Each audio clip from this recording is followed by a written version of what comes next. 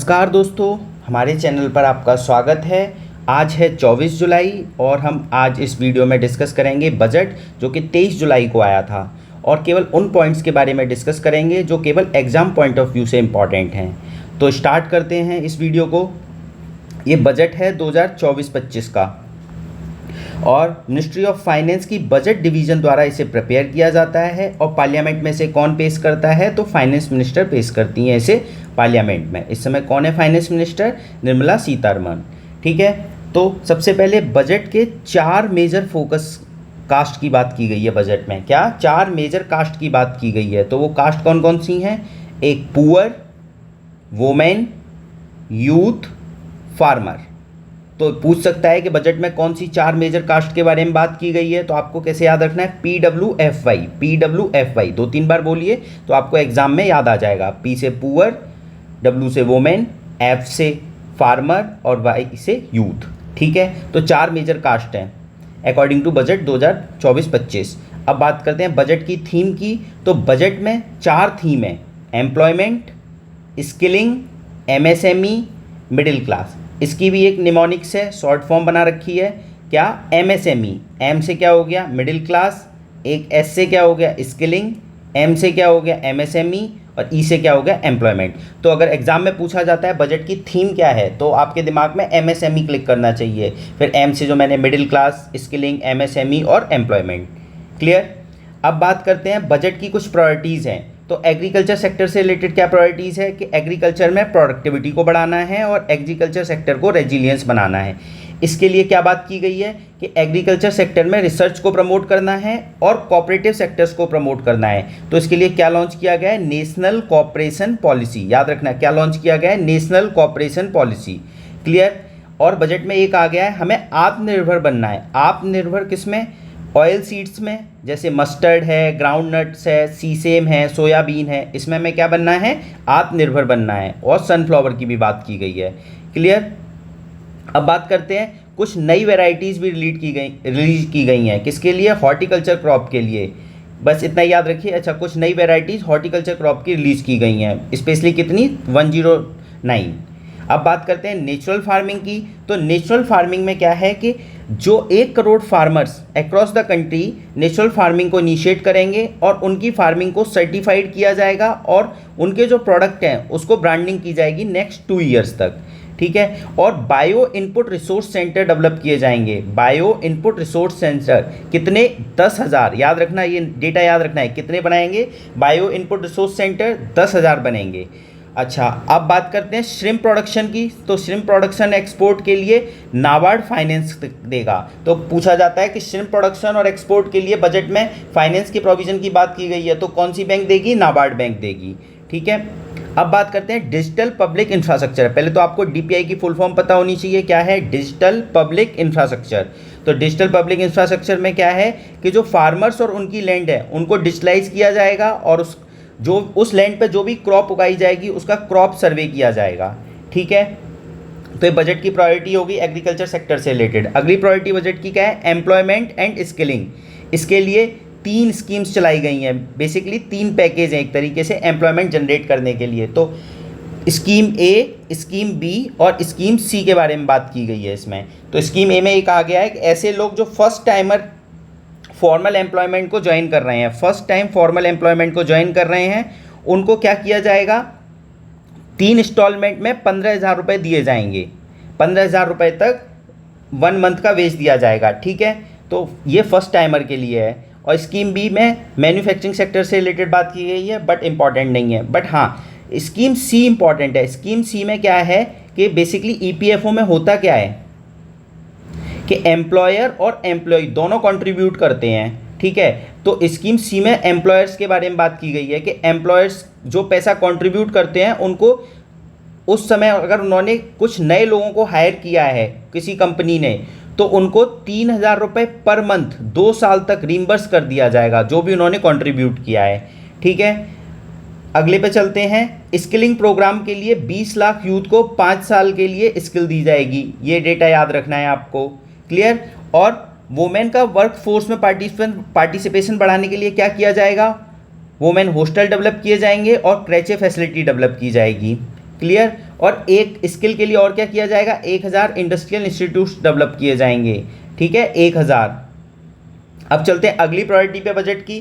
तो human resource का development करना है और सोशल जस्टिस को प्रमोट करना है, जिससे सोसाइटी कैसी बने, इंक्लूसिव बने। ये एक बजट की प्रायोरिटी है। इसमें क्या बात की गई है, पूर्वोदय का विकास करना है। पूर्वोदय मतलब नॉर्थ ईस्टर्न पार्ट का विकास करना है, इंडिया के ईस्टर्न पार्ट का विकास करना है, स्पेशली बिहार, झारखंड, वेस्ट बंगाल, उड़ीसा और आंध्रा का, ठीक है। और एक अमृतसर कोलकाता इंडस्ट्रियल कॉरिडोर के डेवलपमेंट की बात भी की गई है। और इसका एक नोड क्या है, गया। गया कहाँ पर है, हमारे बिहार में है, ठीक है। इसके अलावा एक स्कीम लॉन्च की गई है, प्रधानमंत्री जनजाति उन्नत ग्राम अभियान। Very very important. क्या स्कीम है, प्रधानमंत्री जनजाति उन्नत ग्राम अभियान। इसमें क्या है कि जो ट्राइबल कम्युनिटीज़ हैं, ट्राइबल कम्युनिटीज़ का सोशियो इकोनॉमिक डेवलपमेंट करना है, स्पेशली 63,000 विलेज में। क्लियर। तो हमें याद रखना है, प्रधानमंत्री जनजाति उन्नत ग्राम अभियान किससे रिलेटेड है, ट्राइबल कम्युनिटीज़ के सोशियो इकोनॉमिक डेवलपमेंट से रिलेटेड है, ठीक है। इसके अलावा इंडियन पोस्ट पेमेंट बैंक की 100 ब्रांच कहाँ इस्टाब्लिश की जाएंगी, सेटअप की जाएंगी, तो नॉर्थ ईस्ट रीजन में सेटअप की जाएंगी, ठीक है। इसके अलावा आंध्र प्रदेश रीऑर्गेनाइजेशन एक्ट के तहत आंध्र प्रदेश में डेवलपमेंटल प्रोजेक्ट लगाए जाएंगे, ठीक है, फाइनेंशियल सपोर्ट दिया जाएगा। आंध्र प्रदेश में एक पोलावरम इरिगेशन प्रोजेक्ट है, उसके कंप्लीशन की बात की गई है, जिससे कि फूड सिक्योरिटी डेवलप हो नेशन के लिए। अब ये बताइए, पोलावरम इरिगेशन प्रोजेक्ट कौन सी रिवर पर है, ये कमेंट करके आपको बताना है कि पोलावरम इरिगेशन प्रोजेक्ट कौन सी रिवर पर है, ठीक है। अगली प्रायोरिटी पे आते हैं, मैन्युफैक्चरिंग सेक्टर से रिलेटेड अगली प्रायोरिटीज़ है। तो मैन्युफैक्चरिंग सेक्टर में एमएसएमई का रोल बहुत इंपॉर्टेंट है इंडिया में, तो उसके लिए क्रेडिट गारंटी स्कीम लॉन्च की गई है। तो एग्जाम में अगर पूछा जाए क्रेडिट गारंटी स्कीम किसके लिए लॉन्च की गई है, तो एमएसएमई सेक्टर के लिए लॉन्च की गई है, ठीक है। इसके अलावा आपको याद रखना है, जो मुद्रा स्कीम है उसके अंदर 3 कैटेगरी है, शिशु, तरुण, किशोर। शिशु, तरुण, किशोर। तो तरुण कैटेगरी में जो लोन दिया जाएगा, पहले 10 लाख दिया जाता था, अब 20 लाख कर दिया गया है। वेरी वेरी इंपॉर्टेंट, याद रखना, अब 20 लाख कर दिया गया है, ठीक है। अगले पे चलते हैं। इसके अलावा national industrial corridor development programme के तहत 12 इंडस्ट्रियल पार्क डेवलप किए जाएंगे पूरे इंडिया के अंदर, ठीक है। और इसके अलावा और क्या बात की गई है, इंटर्नशिप से रिलेटेड जो लोग इंटर्नशिप करते हैं उनके लिए अपॉर्चुनिटी और क्रिएट की जाए। और 500 टॉप कंपनीज़ में 1 करोड़ यूथ को 5 साल के लिए इंटर्नशिप कराई जाएगी। कितने करोड़ यूथ को, 1 करोड़ यूथ को, कितनी कंपनियों में, 500 टॉप कंपनियों में। और उनको 5,000 पर मंथ स्टाइपेंड भी मिलेगा, ठीक है, 5,000 पर मंथ स्टाइपेंड भी मिलेगा। और 6,000 रुपये एक बार में वन टाइम असिस्टेंस दिया जाएगा। अब ये 6,000 रुपये कहाँ से आएंगे, CSR फंड से आएंगे। CSR की फुल फॉर्म क्या है, कॉर्पोरेट सोशल रेस्पॉन्सिबिलिटी, ठीक है। अगली प्रायोरिटी है अर्बन डेवलपमेंट। तो अर्बन डेवलपमेंट में क्या बात की गई है कि स्टाम्प ड्यूटी को कम कर देना है अगर वुमेन के नाम पे कोई प्रॉपर्टी को रजिस्टर्ड किया जाता है। क्लियर। दूसरा, मार्केट हार्ट डेवलप करेंगे शहरों में। अब इसके अलावा वाटर मैनेजमेंट करेंगे। वाटर मैनेजमेंट कैसे, जो भी वेस्ट मैनेजमेंट वगैरह होगा उसको करेंगे, ठीक है, बड़े बड़े सिटीज़ में सीवेज ट्रीटमेंट प्लांट लगाएंगे। और सिटीज़ में हाउसिंग नीड के लिए क्या करेंगे, प्रधानमंत्री आवास योजना अर्बन 2.0 चल रही है, जिससे कि मिडिल क्लास फैमिली को फ़ायदा हो, अर्बन पुअर को फ़ायदा हो, उसके लिए है। और ट्रांसपेरेंट रेंटल हाउसिंग मार्केट भी डेवलप करेंगे, ट्रांसपेरेंट रेंटल हाउसिंग मार्केट, जिससे कि आपको अफोर्डेबल रेंट पे रहने के लिए घर मिल जाए। अगली प्रायोरिटी क्या है, एनर्जी सिक्योरिटी से रिलेटेड। तो वेरी इंपॉर्टेंट कि न्यूक्लियर एनर्जी के क्षेत्र में हम क्या करेंगे, प्राइवेट सेक्टर के पार्टिसिपेशन को स्टार्ट करेंगे और भारत स्मॉल रिएक्टर बनाएंगे। तो पूछा जा सकता है जो नए रिएक्टर बन रहे हैं उनका नाम क्या है, छोटे छोटे भारत स्मॉल रिएक्टर। और न्यूक्लियर टेक्नोलॉजी के क्षेत्र में हम R&D को भी प्रमोट करेंगे। इसके अलावा पंप स्टोरेज फैसिलिटी को भी डेवलप करेंगे। अब पंप स्टोरेज फैसिलिटी से अभी रिसेंटली UPSC में क्वेश्चन भी आया था। तो पंप स्टोरेज फैसिलिटी किसके लिए है, इलेक्ट्रिसिटी के स्टोरेज के लिए है और ऐसे क्षेत्रों के लिए है जो रिन्यूएबल एनर्जी को ग्रो करने में हेल्प करेंगे, ठीक है। यहाँ तक क्लियर। अब चलते हैं आगे। PM सूर्य घर मुफ्त बिजली योजना, वेरी वेरी इंपॉर्टेंट, इसको याद रखना, PM सूर्य घर मुफ्त बिजली योजना। इसके तहत 2 टारगेट आपको याद रखने हैं जो भी एग्जाम होंगे रिसेंटली, उन सब एग्जाम के लिए इंपॉर्टेंट है। 1 करोड़ हाउस होल्ड को फ्री इलेक्ट्रिसिटी प्रोवाइड करना है। कितने करोड़ हाउस होल्ड को, 1 करोड़ हाउस होल्ड को। और 300 यूनिट तक फ्री इलेक्ट्रिसिटी प्रोवाइड करना है एवरी मंथ, तो क्या डेटा याद रखना है, 1 करोड़ और 300 यूनिट तक every month free electricity provide करना है, ठीक है, और 1 करोड़ हाउस होल्ड को, बस 2 डेटा याद रखना है। और स्कीम का नाम भी पीएम सूर्य घर मुफ्त बिजली योजना। क्लियर। अगली बजट की प्रायोरिटी क्या है, इंफ्रास्ट्रक्चर से रिलेटेड। तो इसमें जो डेटा दिया हुआ है वेरी वेरी इंपॉर्टेंट, देखो यूनिक डेटा है, कितनी बार 11 है, 7 बार 11 है, 11111111, ठीक है। ये इतना हम इंफ्रास्ट्रक्चर पे प्रोविजन किया गया है कि हम खर्च करेंगे, और ये कितना हो गया 3.4% ऑफ जीडीपी। तो ये दोनों डेटा आपको याद रखने हैं, ठीक है। इसके अलावा स्टेट को लॉन्ग टर्म के लिए इंटरेस्ट फ्री लोन दिया जाएगा, कितना 1.5 लाख करोड़ का, तो ये डेटा भी याद रखना है, स्टेट को long term interest free loan दिया जाएगा। इधर ये इंफ्रास्ट्रक्चर के लिए कितना खर्चा करेंगे, 11111111। क्लियर। इसके बाद इरिगेशन और फ्लड मिटिगेशन के लिए क्या करेंगे, जो Kosi Mechi river linking project है उसके लिए पैसा देंगे, ठीक है, और जिससे कि फ्लड मैनेजमेंट किया जा सके, फ्लड को मिटिगेट किया जा सके। असम को भी असिस्टेंस प्रोवाइड करेंगे, सिक्किम उत्तराखंड को भी करेंगे, इधर हिमाचल को भी करेंगे, वहाँ पर रिहेबिलिटेशन प्रोजेक्ट भी चलाएंगे। क्लियर। तो अगला क्या है, इंफ्रास्ट्रक्चर प्रायोरिटी है हमारी। तो इंफ्रास्ट्रक्चर में टूरिज्म भी इंफ्रास्ट्रक्चर में काउंट होता है। तो विश्वनाथ टेम्पल कॉरिडोर डेवलप करेंगे, महाबोधि टेम्पल कॉरिडोर डेवलप करेंगे, ठीक है। तो 2 टेम्पल कॉरिडोर डेवलप कर रहे हैं, विष्णुनाथ, विष्णुपद और महाबोधि, ठीक है। इसके अलावा राजगीर का डेवलपमेंट किया जाएगा। राजगीर में क्या है, रिलीजियस सिग्निफिकेंस वाला सिटी है, जहाँ पे हिंदू, बुद्धिस्ट और जैनिज्म तीनों के लिए रिलीजियस सिग्निफिकेंस है। तो राजगीर कहाँ पर है, हमारा बिहार में है। आप कमेंट करके बताइए राजगीर में कौन सी बुद्धिस्ट काउंसिल हुई थी, ठीक है। अगला नालंदा का डेवलपमेंट करेंगे as a tourist centre. Clear. अब बात करते हैं अगली प्रायोरिटी पे, इनोवेशन रिसर्च एंड डेवलपमेंट। तो इसके लिए पहले एक फंड बनाया था गवर्नमेंट ऑफ इंडिया ने, अनुसंधान नेशनल रिसर्च फंड। याद रखना क्या बनाया था, अनुसंधान नेशनल रिसर्च फंड। इसको अभी ऑपरेशनलाइज कर दिया गया है, मतलब स्टार्ट कर दिया गया है। इसके अलावा प्राइवेट सेक्टर का रिसर्च एंड डेवलपमेंट में पार्टिसिपेशन बढ़ाने के लिए हम 1 लाख करोड़ को फाइनेंशियल पूल करेंगे, मतलब इकट्ठा करेंगे 1 लाख करोड़, और जिससे कि प्राइवेट सेक्टर का R&D में रिसर्च एंड डेवलपमेंट बढ़े। तो 1 लाख करोड़ याद रखना है आपको, ये नाम याद रखना है, अनुसंधान नेशनल रिसर्च फंड। इसके अलावा स्पेस इकोनॉमी के लिए वेंचर कैपिटल फंड बनाया गया है, कितने का, 1000 करोड़ का। याद रखना, ये पूछा जा सकता है, 1000 करोड़ का स्पेस इकोनॉमी के लिए वेंचर कैपिटल फंड बनाया गया है। क्लियर। उसके बाद बात करते हैं कुछ रिफॉर्म किए गए हैं। तो रूरल और अर्बन लैंड रिलेटेड एक्शन क्या लिए गए हैं रिफॉर्म में, एक भू आधार बनाया गया है। भू आधार क्या है, जितने भी लैंड हैं उनका डिजिटलाइजेशन करने की बात की गई है, ठीक है। तो हमें भू आधार किससे रिलेटेड है, लैंड से रिलेटेड है, इतना याद रखना है। क्लियर। अगले पे आ जाते हैं, एनपीएस वात्सल्य स्कीम शुरू की गई है। इसमें क्या है कि जो पेरेंट्स हैं और गार्जियंस हैं अपने माइनर के लिए कुछ कंट्रीब्यूशन करके रुपए इकट्ठा कर सकते हैं। तो क्या नाम है उसका, एनपीएस वात्सल्य। अच्छा, एनपीएस के बारे में बात की गई है तो इसकी फुल फॉर्म पता होनी चाहिए, क्या है, न्यू पेंशन स्कीम। क्लियर। अगले में आ जाते हैं। अब देखिए डेटा है, ये बहुत इंपॉर्टेंट है, याद रखना।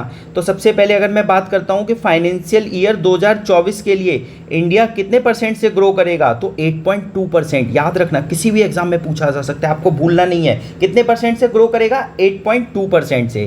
क्लियर। इसके अलावा और कौन सा डेटा इंपॉर्टेंट है, तो फिस्कल डेफिसिट वाला डेटा इंपॉर्टेंट है कि इंडिया का फिस्कल डेफिसिट 2023 में कितना था, 2023 में था 6.4%।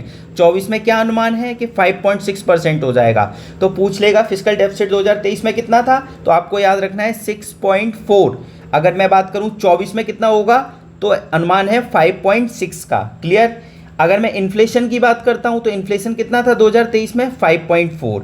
इसे आप फिर भी भूल सकते हैं, लेकिन आपको फिस्कल डेफिसिट वाला डेटा याद रखना है। फिस्कल डेफिसिट के अलावा आपको ये भी याद रखना है, ग्रोथ कितनी होगी, 8.2% 2024 में। क्लियर। यहाँ तक आगे चलते हैं, टैक्स प्रपोजल। देखिए ये इंपॉर्टेंट है, थोड़ा कंट्रोवर्सी में भी रहा है ये टैक्स प्रपोजल। तो सबसे पहले इनकम टैक्स एक्ट कौन से ईयर में आया था, 1961 में। ये आपको याद रखना है कौन से ईयर में आया था, 1961 में। क्लियर। उसके बाद इसमें बात की गई है कुछ कस्टम ड्यूटी से रिलेटेड। कस्टम ड्यूटी क्या है कि हमने गोल्ड पे और सिल्वर पे कस्टम ड्यूटी को रिड्यूस कर दिया है, कितना, 6%। मतलब हम बाहर से अगर गोल्ड और सिल्वर मंगाएंगे तो कितने % कस्टम ड्यूटी लगेगी, 6% लगेगी, और अगर प्लेटिनम मंगाएंगे तो 6.4% लगेगी। क्लियर। इसके अलावा जो क्रिटिकल मिनरल्स हैं, 25 क्रिटिकल मिनरल्स हैं, अगर हम बाहर से मंगाते हैं तो फुली एग्जम्प्ट है, उन पर कोई कस्टम ड्यूटी नहीं लगेगी, कोई टैक्स नहीं लगेगा। क्लियर यहाँ तक। इसके बाद अभी जो इनकम टैक्स की मैंने बात की थी, 1961 का ओरिजिनल एक्ट है, उसमें क्या प्रपोजल रखे गए हैं उसमें बात करते हैं। तो देखिए, आपके पास कोई फाइनेंशियल असेट है, शेयर वगैरह हैं, और शॉर्ट टर्म गेन होता है आपको, तो कितना टैक्स लगेगा? 20% लगेगा। और कोई फाइनेंशियल असेट ऐसी है जिस पे लॉन्ग टर्म गेन हो रहा है, काफ़ी लंबे समय बाद गेन हो रहा है, तो कितना लगेगा? 12.5%। तो ये दोनों आपको परसेंट याद रखने हैं। शॉर्ट टर्म गेन के लिए 20%, लॉन्ग टर्म गेन के लिए फाइनेंशियल असेट पे 12.5%। ठीक है। इसके अलावा ये इंपॉर्टेंट है, देखिए एंजल टैक्स क्या है? जो स्टार्टअप्स वगैरह होते हैं, स्टार्टअप्स को जो फंडिंग प्रोवाइड करते हैं उन पे क्या लगता है? एंजल टैक्स लगता है। अब एंजल टैक्स को बिल्कुल एबोलिश कर दिया गया है, कोई भी एंजल टैक्स को फंडिंग करे उस पर कोई टैक्स नहीं लगेगा। ठीक है, याद रखना है। इसके अलावा कॉर्पोरेट टैक्स के बारे में बात की गई है कि corporate tax rate on foreign companies पर रिड्यूस कर दिया गया है। अभी तक 40% था, कितना कर दिया गया है? 35%। Very very important, direct data आ जाएगा कि corporate tax rate foreign companies पे कितना कर दिया गया है? 35%। पहले 40% हुआ करता था। अब बात करते हैं simplified new tax regime, very very important. ठीक है, अब ये कहा है हमारी फाइनेंस मिनिस्टर ने कि अगर आप न्यू टैक्स रिजाइम को अडॉप्ट करते हैं, टैक्स को, इनकम टैक्स को पे करने में, तो 17,500 रुपये आप सेव कर लेंगे। कितने? 17,500 रुपये। तो इसमें टोटल 6 स्लैब हैं, 1 2 3 4 5 6। ठीक है, ये स्लैब का आपको एरिया याद रखना है। एरिया मतलब कि क्या रेंज है, 0 से 3 लाख की रेंज है, 3 से 7 लाख की रेंज है, तो 0 से 3 लाख की रेंज में आप पे कोई टैक्स नहीं लगेगा। 3 से 7 लाख की रेंज पे आप पे 5% टैक्स लगेगा। याद रखना है ये डेटा। 7 से 10 पे 10% लगेगा, 10 से 12 पे 15% लगेगा, और 12 से 15 लाख आपकी इनकम है तो 20% लगेगा, और 15 लाख से ज़्यादा है तो 30% लगेगा। तो आपको क्या याद रखना है? मिनिमम 0% टैक्स, मैक्सिमम 30% टैक्स है। ठीक है, और टोटल 6 स्लैब हैं, इतना आपको याद रखना है। क्लियर यहाँ तक? इसके बाद देखिए, ये डेटा इंपॉर्टेंट है, इससे भी हर साल क्वेश्चन आ जाता है कि गवर्नमेंट ऑफ इंडिया के पास पैसा आता कहाँ से है? सबसे ज़्यादा पैसा आता है उधार लेके, बोरोइंग से। कहाँ से आता है? बोरोइंग से, 27%। दूसरा इनकम टैक्स से सेकंड नंबर पे सबसे ज़्यादा पैसा आता है। तीसरा जीएसटी से। तो आपको 3 ही याद रखने हैं। तो पहला क्या है? बोरोइंग से, फिर इनकम टैक्स से, फिर जीएसटी से। तो आपको अगर एग्जाम में पूछा जाता है कि सबसे ज़्यादा गवर्नमेंट ऑफ इंडिया के पास रुपए आता कहाँ से है, रेवेन्यू कहाँ से आता है, तो उधार लेके आता है। फिर इनकम टैक्स से जो पैसा आता है वो सेकंड नंबर पे है, थर्ड है जीएसटी। क्लियर? फोर्थ भी याद कर लीजिए, क्योंकि फोर्थ भी कई बार पूछ लेते हैं। कॉर्पोरेशन टैक्स से 4th नंबर में आता है। ठीक है, कॉर्पोरेशन टैक्स से 4th नंबर में आता है। क्लियर? तो याद रखना है बीआईजीएस कैसे? बोरोइंग, इनकम टैक्स, जीएसटी और कॉर्पोरेशन टैक्स। तो इसको ऐसे याद रख लीजिए, बीआईजीसी। ठीक है, धीरे 2-3 बार बोलेंगे बीआईजीसी, तो यहाँ से पैसा आता है। इस तरीके से याद करना होता है। ठीक है, अब रुपया जाता कहाँ पे, ये याद करते हैं। तो सबसे ज़्यादा रुपया कहाँ जाता है? तो सबसे ज़्यादा रुपया आता है, गवर्नमेंट ऑफ इंडिया खर्च कहाँ करती है, इसका मतलब ये है। तो स्टेट को जो पैसा देती है वहाँ पे सबसे ज़्यादा खर्च होता है, 21% खर्च होता है। ठीक है, उसके बाद गवर्नमेंट ऑफ इंडिया ने जो लोन ले रखा है पहले, उस पर इंटरेस्ट भी पे करती है, तो सेकंड नंबर पे उस पर खर्चा करती है। पहला स्टेट को देती है वो पैसा, दूसरा इंटरेस्ट पेमेंट पे, और तीसरा सेंट्रल सेक्टर स्कीम जो गवर्नमेंट ऑफ इंडिया चलाती है उस पर तीसरे नंबर पे सबसे ज़्यादा पैसा खर्च होता है। तो इसकी ट्रिक क्या बन गई? एसआईसी में सबसे ज़्यादा पैसा खर्च होता है। पहला स्टेट को देने में खर्च होता है, फिर इंटरेस्ट पेमेंट पे, फिर आपका सेंट्रल सेक्टर स्कीम में। अब बात करते हैं expenditure on of major items. Major items में क्या क्या एक्सपेंडिचर हुए हैं, ये बहुत इंपॉर्टेंट है। 2-3 आपको याद रखने पड़ेंगे। जैसे डिफेंस का डेटा आप याद रख सकते हैं, 454,773। ठीक है, इतने करोड़ रुपए हम डिफेंस में खर्च करेंगे। इसके अलावा रूरल डेवलपमेंट में इतना खर्च करेंगे, एग्रीकल्चर में इतना खर्च करेंगे। एग्रीकल्चर का याद करना आसान है, 151,851, तो 5151 आ रहा है। ठीक है, कई बार डेटा डायरेक्टली पूछ लेते हैं या टेबल बना के दे देंगे, क्या डेटा सही लिखा हुआ है।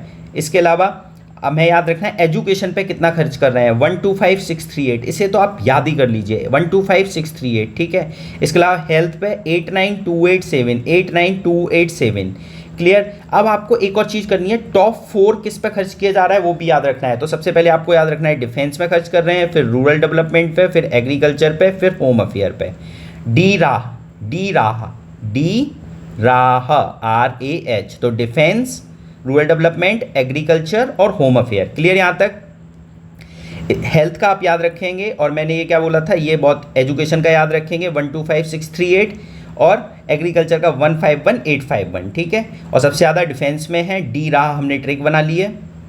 इसके बाद बात करते हैं कुछ मेजर स्कीम्स में क्या क्या एलोकेशन किया गया है, वो भी इंपॉर्टेंट है। तो देखो मनरेगा में क्या एलोकेशन किया गया है, मनरेगा में पैसा खर्च किया गया है पहले 2023-24 में कितना था, 60,000 था, ठीक है, 60,000 करोड़ के आसपास था। अब कितना है, 86,000, ठीक है, 86,000, 86,000। तो ये याद रखना है 86,000 करोड़ में है। ये पूछा जा सकता है कि मनरेगा में इसमें कितना पैसा अलॉट किया गया है, तो 86,000 करोड़ अलॉट किया गया है 2024-25 के लिए, ठीक है। ऐसे ही रिसर्च एंड डेवलपमेंट में कितना अलॉट किया गया है, 1200 करोड़, पहले 840 था तो अब बढ़ा के 1200 करोड़। ये दोनों इंपॉर्टेंट है, याद रखना, मनरेगा का 86,000 करोड़ और रिसर्च एंड डेवलपमेंट में 1200 crore. Clear. Nuclear power project भी याद रख लेते हैं, 2228, ईजी है याद करना, 2228 करोड़ कर दिया है, काफ़ी बढ़ा दिया है न्यूक्लियर एनर्जी में भी, ठीक है। इसके अलावा हमें याद रखना है सेमीकंडक्टर, देखो बहुत न्यूज़ में रहता है, सेमीकंडक्टर बहुत न्यूज़ में रहता है, तो इसका भी डेटा 6903 करोड़ कर दिया है। इस समय 6903 करोड़ अलॉट किए गए हैं बजट में, ठीक है, सेमीकंडक्टर को। इसके अलावा डायरेक्ट बेनिफिट ट्रांसफ़र, एलपीजी के लिए हम देते हैं, एलपीजी सिलेंडर के लिए हम डायरेक्ट अकाउंट में ट्रांसफ़र कर देते हैं, उसको डीबीटी बोलते हैं। तो उसके लिए कितना पैसा अलॉट किया गया है, 1500 करोड़ 2024-25 में, ठीक है। तो हमने 4 डेटा याद किए, एक हमने मनरेगा का 86,000 करोड़, रिसर्च एंड डेवलपमेंट का 1200 करोड़, इतना पैसा इस बजट में इन चीज़ों पे एलोकेट किया गया है, ये लिखा हुआ है, ठीक है। तो रिसर्च एंड डेवलपमेंट में 1200 करोड़, न्यूक्लियर पावर प्रोजेक्ट में 2228 और सेमीकंडक्टर में 6903 करोड़ और डीबीटी में 1500 करोड़, ठीक है। इसके अलावा देखो ये वाला डेटा भी एग्जाम में कई बार पूछा जाता है कि रिसिप्ट कहाँ से आता है, मतलब गवर्नमेंट ऑफ इंडिया के पास रेवेन्यू रिसिप्ट कितनी है और कैपिटल रिसिप्ट कितनी है। तो 2023-24 में 27 लाख करोड़ की रिसिप्ट थी, रेवेन्यू रिसिप्ट, और 24-25 में ऐसा एस्टीमेट लगाया जा रहा है कि 31.3 लाख करोड़ हो जाएगी। तो आपको ये दोनों याद रखने हैं, ठीक है, 27 लाख करोड़ और 31.3 लाख करोड़ रेवेन्यू रिसिप्ट है। कैपिटल रिसिप्ट की बात करूं तो कैपिटल रिसिप्ट कितनी, 17.9 लाख करोड़ 23-24 में, और 24-25 में 16.9 लाख करोड़। तो देखिए कैपिटल रिसिप्ट कम है, रेवेन्यू रिसिप्ट ज़्यादा है हमारी, ठीक है। कितनी है कैपिटल रिसिप्ट, 17.9 करोड़, जबकि इधर बात करते हैं तो 27 लाख करोड़ है रेवेन्यू रिसिप्ट 23-24 में, ठीक है। इसके बाद एक्सपेंडिचर की बात करते हैं, तो एक्सपेंडिचर गवर्नमेंट ऑफ इंडिया का क्या है, 35.4 लाख करोड़ है 23-24 में, और 24-25 में बात की गई है 37 लाख करोड़ की, ठीक है। ऐसे ही अगर मैं इफेक्टिव कैपिटल एक्सपेंडिचर की बात करूं तो 23-24 में कितना है, 12.7 करोड़, और 24-25 में है 15 करोड़। तो जितना कैपिटल एक्सपेंडिचर बढ़ेगा वो उतना अच्छा होता है कंट्री के लिए, इकोनॉमिक ग्रोथ प्रमोट होती है, एम्प्लॉयमेंट जनरेट होता है। कैपिटल जो एक्सपेंडिचर होता है वो लॉन्ग टर्म एक्सपेंडिचर होता है, इसका जेस्टेशन पीरियड ज़्यादा होता है। जेस्टेशन पीरियड का मतलब कि जो रिटर्न मिलता है काफ़ी लंबे समय बाद मिलता है, ठीक है। तो कैपिटल एक्सपेंडिचर अगर बढ़ रहा है तो अच्छी बात है, 12.7% से बात की जा रही है कि 15% हो जाएगा, ठीक है। तो ये हमारी बजट की वीडियो ख़त्म होती है। इसमें जो जो पॉइंट बताए गए हैं उसको ध्यान से सुन लीजिए और नोट डाउन कर लीजिए, क्योंकि हर एग्ज़ाम में इससे क्वेश्चन आएगा ही आएगा, ठीक है। Thank you so much.